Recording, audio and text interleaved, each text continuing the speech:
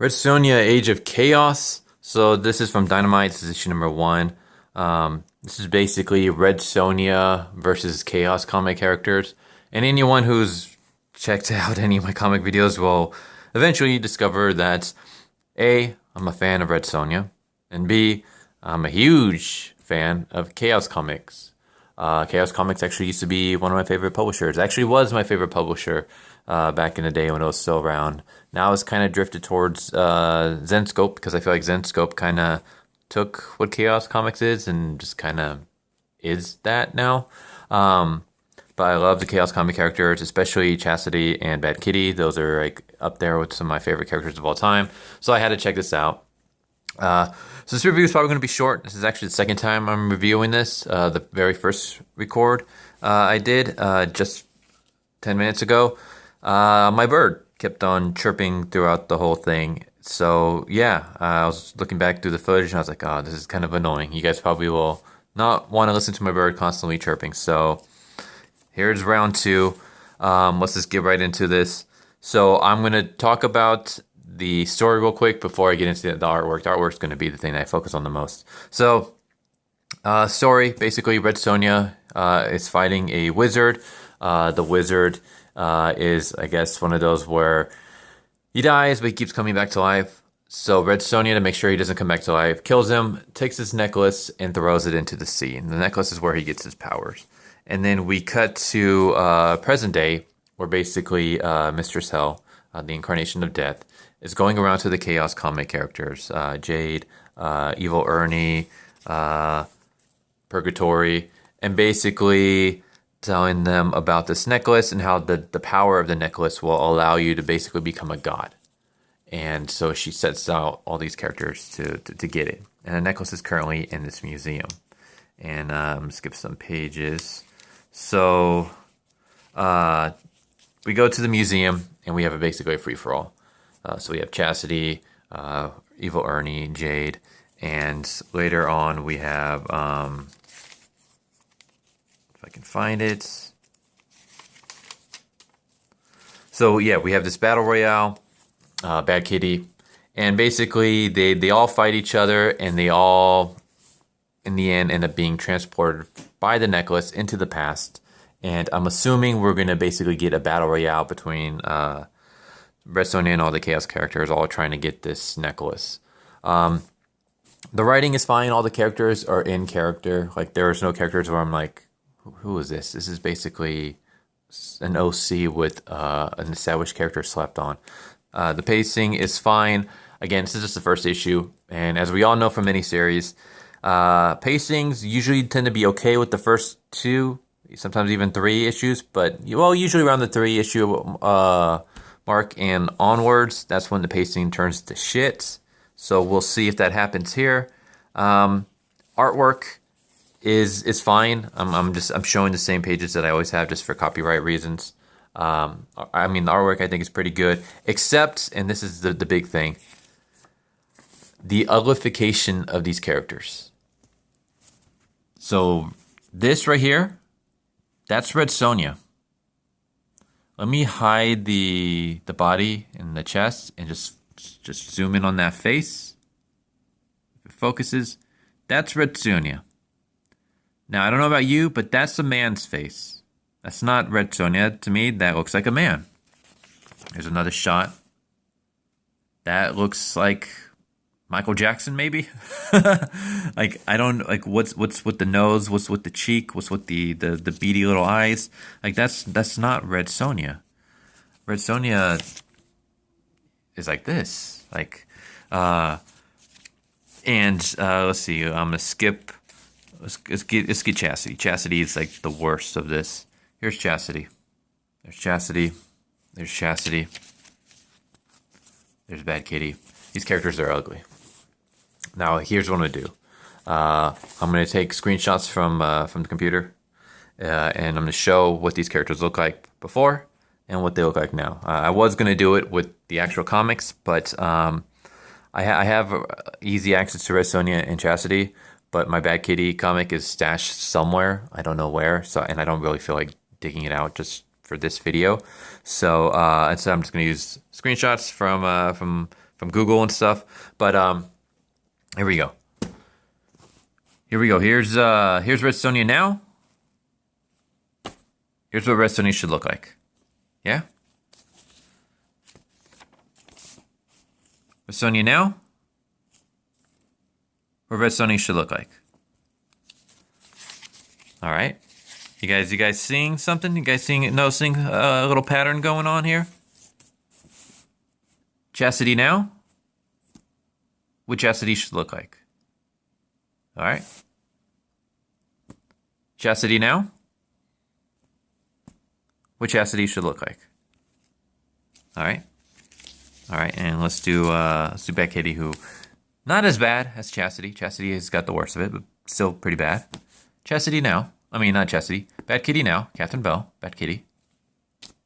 Here's what Bad Kitty should look like. You guys noticing something? Noticing a pattern going on here? Is there another screenshot I can use? Bad Kitty? Not really. Just that one. So, Bad Kitty. Bad Kitty. You guys noticing this pattern? The uglification of characters. And it's not just comics. So comics, I mean, it's very noticeable. But you see it in everything. You see it in movies too. Take, for example, Harley Quinn. Look at Harley Quinn. Look at how she looks like in Harley Quinn Suicide Squad. And now look at what Harley Quinn looks like in Birds of Prey. You guys noticing something? Like, what is it with the uglification of characters? Why can't any of these characters be beautiful, be sexy, be handsome? And it's not just the females, it's the men too. And I know, like, whenever someone brings this up, the thing that always comes out is, oh, you just want to jack off to some cartoons. And that's all. That's the only reason why you're complaining. Just the male gaze. You're just a pervert who wants to jack off to these illustrations. It's like, no. Like, I want to look at attractive things, whether it's in comics, whether it's in movies, whether it's in whatever. Like, even cartoons. Look at the reboots. Look at the remakes of cartoons. The cartoons from the freaking 80s has better aesthetics than the comics, than the cartoons nowadays.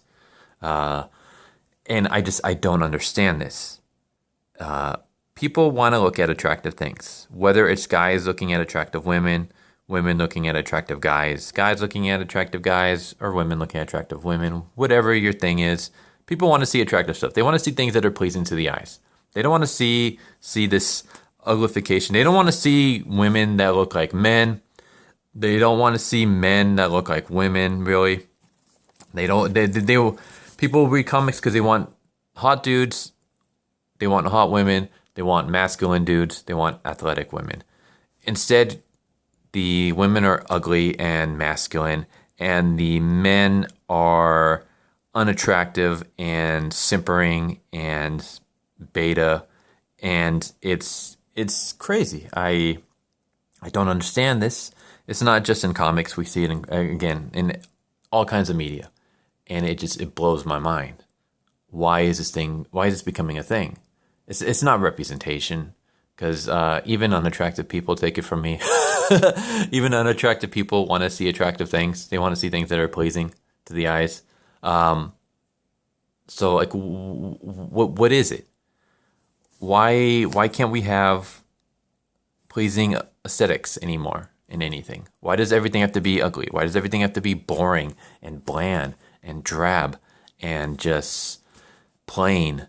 There's no sexiness. There's no spiciness. There's no, again, aesthetically pleasing stuff anymore.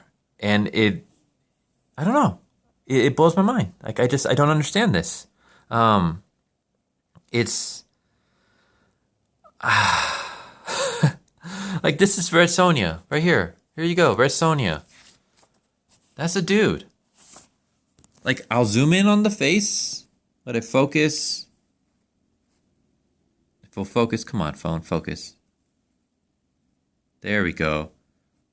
Hide the boobs. Just look at the face. That's a dude. That's a dude.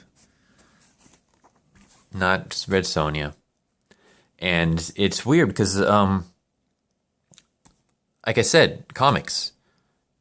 Attractive, hot men, masculine men, men with, like, bodies that every guy wants but will never happen. Basically, like the peak masculine, like Greek statue kind of thing. Women, come on, focus. Women who are sexy, attractive, athletic, you know, big chests, thin waist, big hips. Basically, what people see as the most pleasing to But again, Greek statues. Kind of.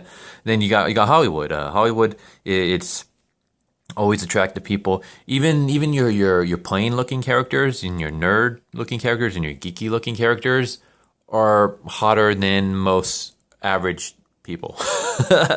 Like you got the Hollywood nerd is basically, I think that's the trope name, but like even like the characters who should be kind of like the geeky unattractive characters are attractive than most of the average population. And it's because people want to see attractiveness, whether it's people, whether it's like even costumes are just getting more drab and boring. Like they're not aesthetically pleasing, they're not intricate, they're not like crazy and like iconic like they used to be. They're basically just kind of slapped on together, and it kind of just blows my mind that we're heading in this direction where I don't know, where it's like it's wrong to be beautiful, it's wrong to be handsome, it's wrong to be aesthetically pleasing to the eye. We can't have that anymore. And I don't understand that, especially for something like comic books, where it's very easy to make everything aesthetically pleasing because everything is a drawing. But yeah, I kind of had a rant on that for a while. Sorry that like a lot of the review was on that and rather than the comic itself. Comic itself is fine. Like I said, story is okay. Pacing is fine so far. It's just the first issue, but the pacing for the first issue, a good setup. Characters seem within their character at the moment. Artwork, again, for the most part, is good. Just minus the uglification of certain characters. The artwork is not that bad. So I will be continuing to read this. Hopefully it gets better. I don't know. It just maybe you guys tell me what you guys think. Am I making too big a deal of this? Are you guys noticing this? Does this bother you as well? What do you guys think of this? Anyways, I hope you guys enjoyed. Hope to see you guys next time. Take care, everyone. Later.